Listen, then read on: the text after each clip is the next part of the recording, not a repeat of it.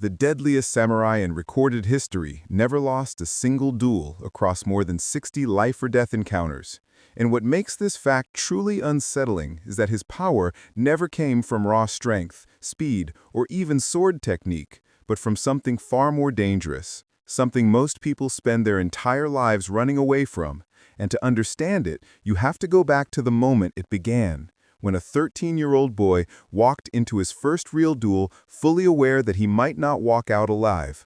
No armor to protect him, no master standing behind him, no second chance if things went wrong, facing a grown warrior who had trained for years and expected an easy victory. And yet when the clash ended, it was the boy who stood, while his opponent lay defeated. And that boy was Miyamoto Musashi, a name that would later become legend. Not because he was born fearless, but because he learned something most humans never do. Over the next 30 years, Musashi stepped into more than 60 duels, where death was not a metaphor, but a statistical likelihood, and he never lost once. Not to brute force fighters, not to refined masters, not to prodigies with reputations designed to scare challengers away. And while history remembers him as an unstoppable warrior, what it often ignores is the truth hidden inside his own writings. Because Musashi was not naturally confident, not born dominant, not immune to doubt.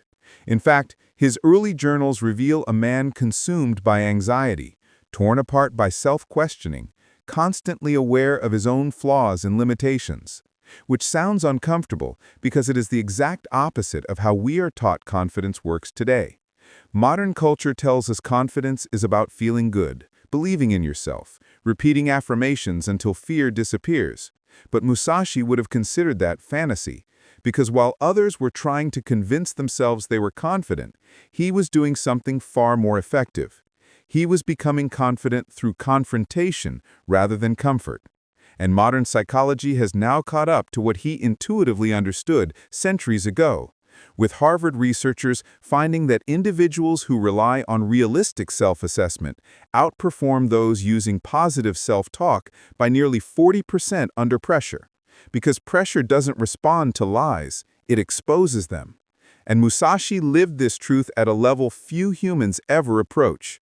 One of the most famous moments in his life came when he prepared to duel Sasaki Kojiro, a man so fast he was said to be able to cut a bird in mid-flight using a technique known as the swallow cut. The entire country followed the buildup, and by every logical measure, Musashi should have been paralyzed by fear. But instead, he arrived 2 hours late, calm, seemingly disrespectful, and completely grounded. Not because he lacked fear, but because he had already faced it long before stepping onto that beach. What no one watching understood was that Musashi's confidence had been forged privately, through brutal self-examination. He practiced a principle he believed separated illusion from reality. Know yourself and know your enemy. But knowing yourself was not a soothing exercise for him. It was surgical and unsparing. He dissected his weaknesses in detail, not to shame himself, but to remove blind spots. Because he understood what most people refuse to admit: you cannot improve what you refuse to see. And your ego will lie to protect itself unless you force it not to. Neuroscientists studying peak performers now confirm this. The brain's default mode filters threatening information to preserve self-image. But elite individuals override this instinct, actively seeking criticism, discomfort, and contradiction, because awareness is leverage. And this philosophy shaped everything Musashi did. While most people build confidence on praise, success, and external validation, he built his confidence on something sturdier: intentional exposure to fear. He didn't wait for fear to disappear. He invited it in, studied it, trained inside it. He believed that if something frightened you, it was pointing directly at a weakness worth strengthening, which is why he spoke of entering the tiger's den, the place everyone else avoids. And this idea feels radical even today. Imagine someone preparing for the most important presentation of their life, heart racing, palm sweating, mind blank. Most advice says, calm yourself, breathe, think positively. But Musashi would have done the opposite. He would have leaned into that anxiety, analyzing it without judgment, because fear and excitement are physiologically identical. The same adrenaline, the same heart rate, the same chemical cascade. The only difference is interpretation, something psychologists confirmed centuries later, meaning fear isn't the enemy of confidence. Misunderstanding fear is. And Musashi's second brutal lesson was this: fear is only a teacher if you stop running from it. Most people treat discomfort like danger, but Musashi treated it like data. And where he truly separated himself from history was in how he practiced confidence after he had already earned mastery. Even when recognized as Japan's greatest swordsman, he deliberately picked up unfamiliar weapons, chains, spears, staffs, even crude farm tools, and performed poorly with them in front of students who idolized him, an act most would interpret as humiliation. But Musashi understood something critical. Confidence that collapses under embarrassment is not confidence at all. It is performance. And so he embraced being bad publicly, letting his image take hits so his identity wouldn't. Because real confidence is being steady when your confidence is challenged, not when it's praised. His third brutal lesson was this: master losing before you attempt to win. When failure does not threaten who you are, you stop making decisions based on avoidance and start making them based on growth. Modern performance psychologists confirm this pattern. People who practice recovery rather than avoidance demonstrate greater creativity, resilience, and risk tolerance. And Musashi applied this so deeply that he would sometimes intentionally lose training matches, not real duels, but controlled environments, teaching himself how it felt to be dominated without panic, so that if it ever happened for real, his mind would remain intact. But perhaps the most controversial practice Musashi embraced was something he called death meditation. Every day he contemplated his own mortality, not obsessively, not with despair, but with clarity, accepting impermanence rather than denying it. And while this sounds dark, its effect was liberating.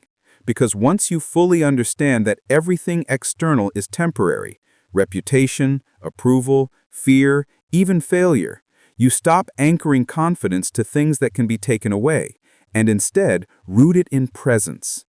Existential psychologists working with terminal patients report the same phenomenon. Acceptance of mortality often leads to greater confidence and aliveness, because when the ultimate fear is faced, lesser fears lose their power. Death meditation also sharpened Musashi's presence, freeing him from ego protection so he could respond fully to the moment. And presence is magnetic. It creates calm, clarity, and decisiveness under pressure.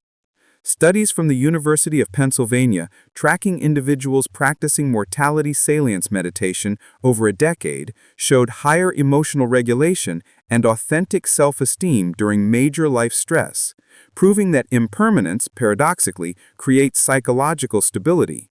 And by the time Musashi reached the later years of his life, his confidence was no longer attached to swords, victories, or reputation.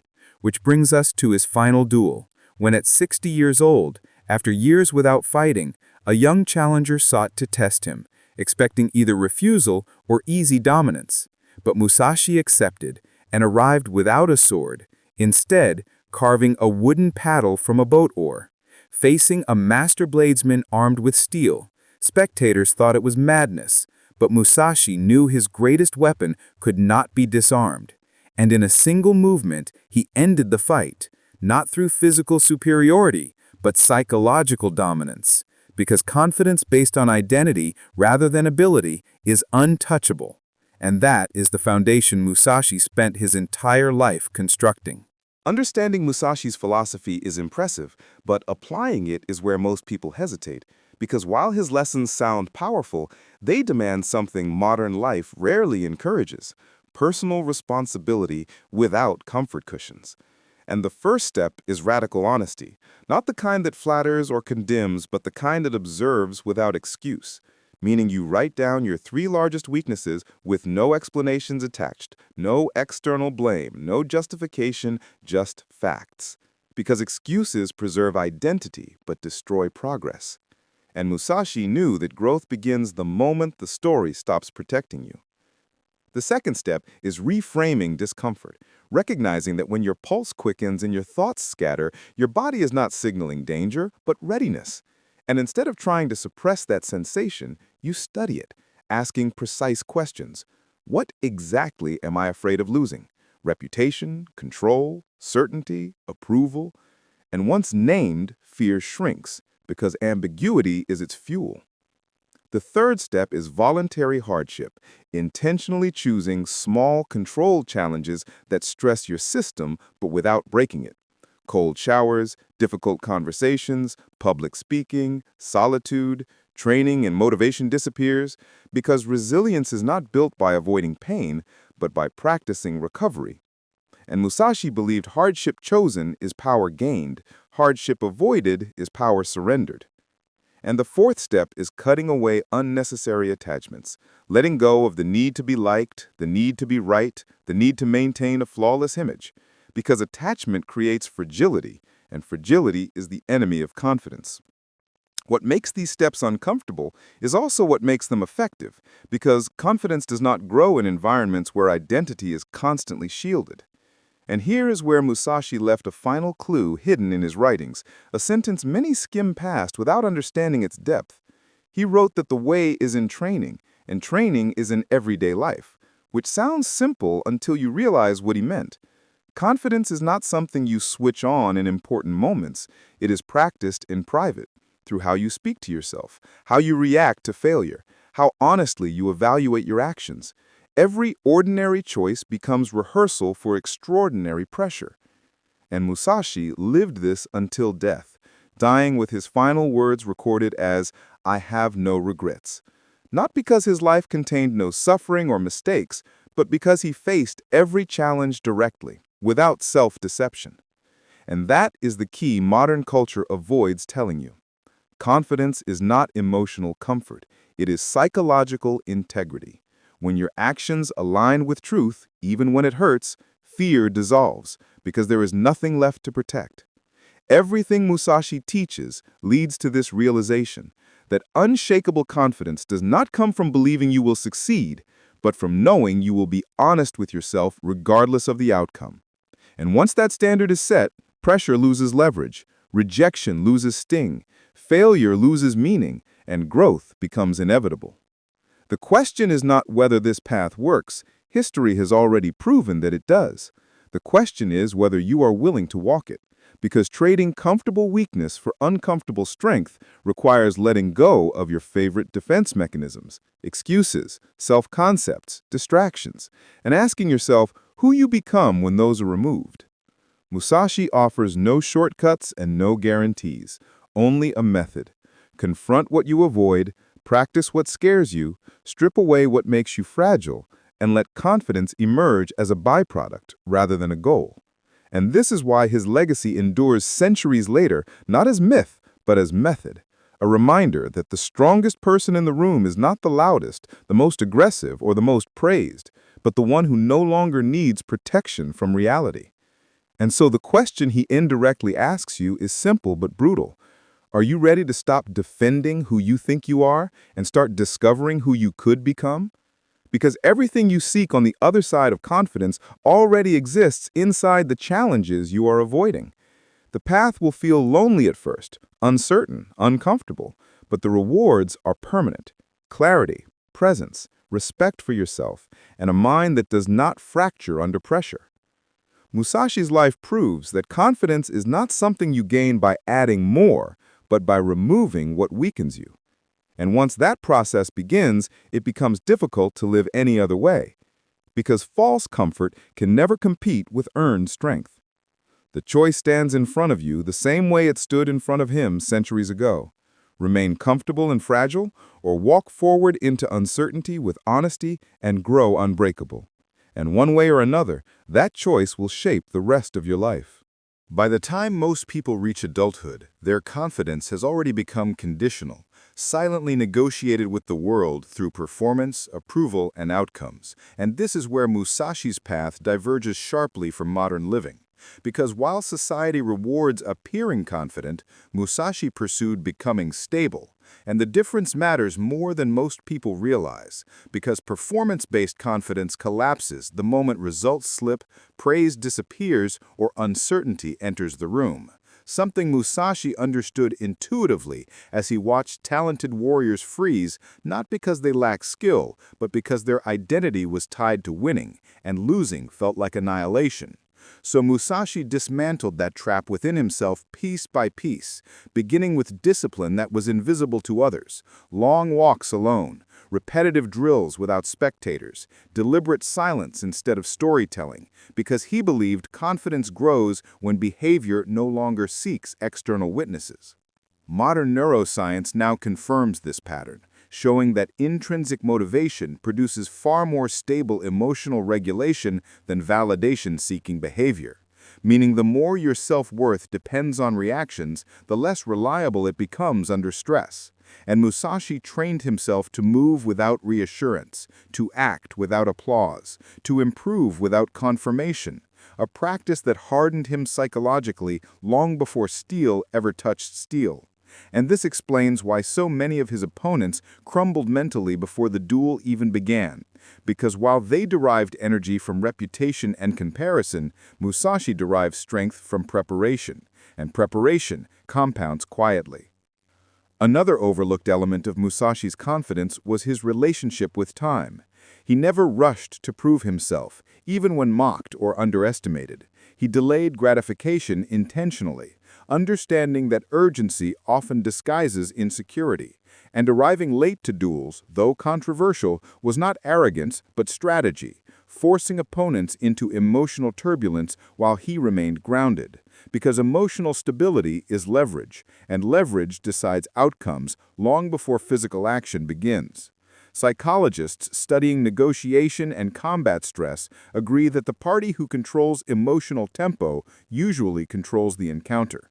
And Musashi mastered this by training patience daily, resisting impulsive responses, sitting with boredom, hunger, discomfort, because impatience erodes confidence quietly, making people reactive instead of responsive.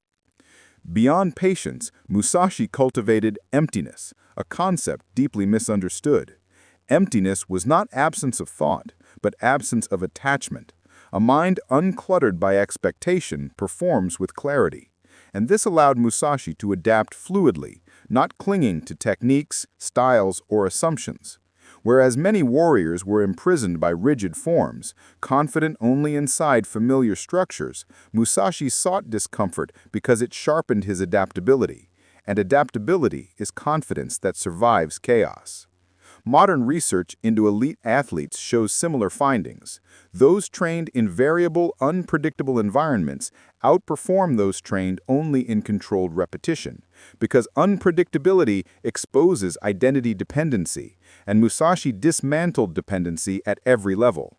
He even rejected comfort physically, wearing simple clothing, eating sparingly, sleeping on hard surfaces, not because suffering made him noble, but because softness dulls awareness, and awareness is power. And through this self-imposed austerity, he discovered something counterintuitive, that removing comforts doesn't weaken you, it reveals what was always strong beneath them.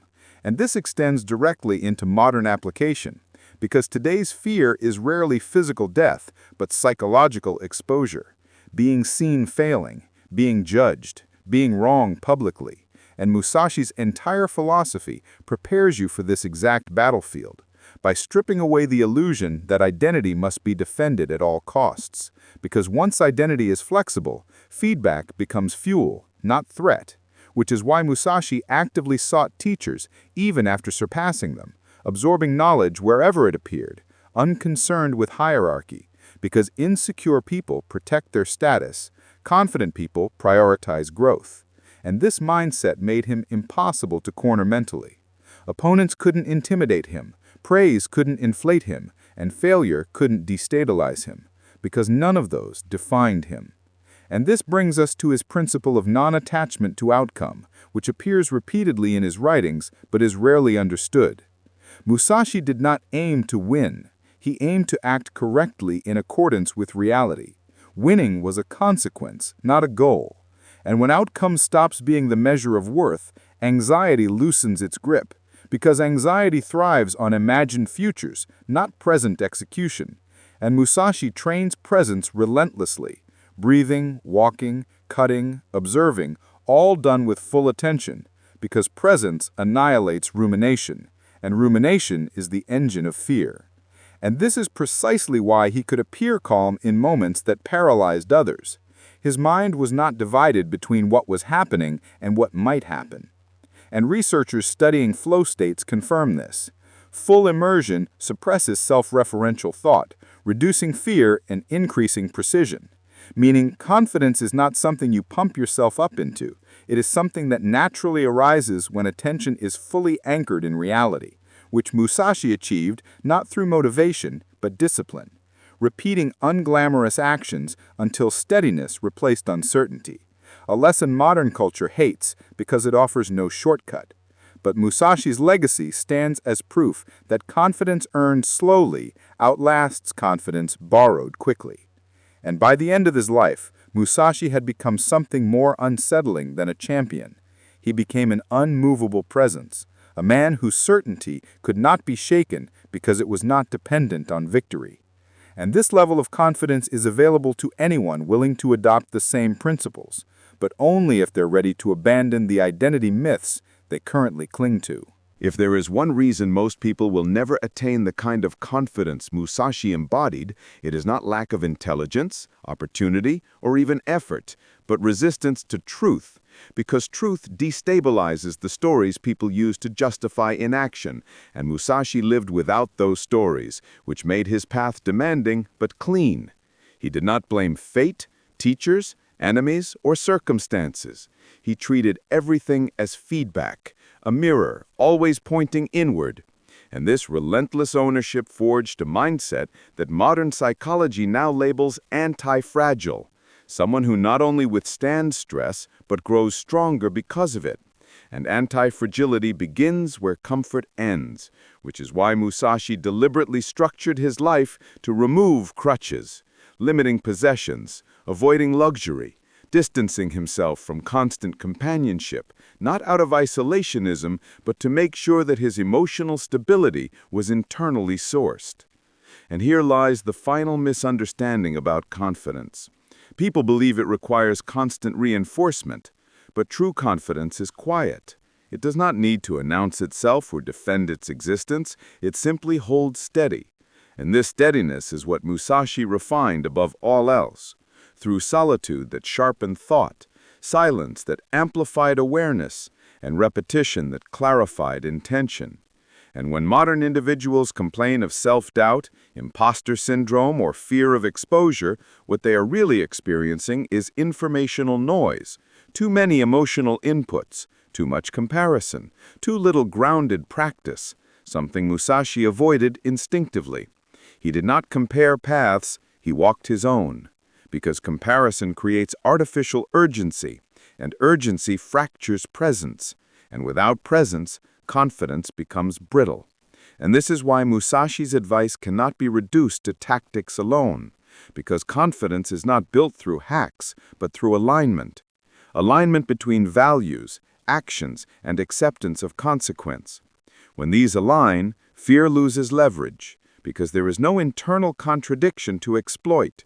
And Musashi trained this alignment daily, choosing discipline over indulgence, not because it made him harsh, but because it made him free. Free from dependence, free from excuse, free from the need to prove himself. And this freedom translated directly into psychological dominance, because when someone has nothing to defend, they cannot be manipulated, intimidated, or rushed. And this is Musashi's final and most dangerous lesson. That confidence is not confidence at all. It is sovereignty over your own mind. And sovereignty is forged not in moments of triumph, but in how you behave when nobody is watching, when failure is private, when doubt whispers softly rather than screams. And Musashi listened to those whispers carefully, not silencing them, but interrogating them, because doubt is only destructive when ignored. When confronted honestly, it becomes refinement. sharpening perception rather than dulling action. And this explains why Musashi's dying words carried no emotional weight, no regret, no attachment. Because regret comes from misalignment, from living against your own standards, and Musashi lived in accordance with his principles, even when uncomfortable, even when misunderstood, even when lonely. And this integrity created peace, a peace that reads as confidence to the outside world but feels like clarity on the inside. And applying this today does not require swords or duels, only courage. Courage to remove comforting lies. Courage to expose weaknesses to yourself before the world does. Courage to fail without building identity around it. Courage to act without applause. And courage to sit with uncertainty without reaching for distraction, because distraction delays confidence indefinitely. Every time you numb discomfort instead of studying it, you reinforce fragility.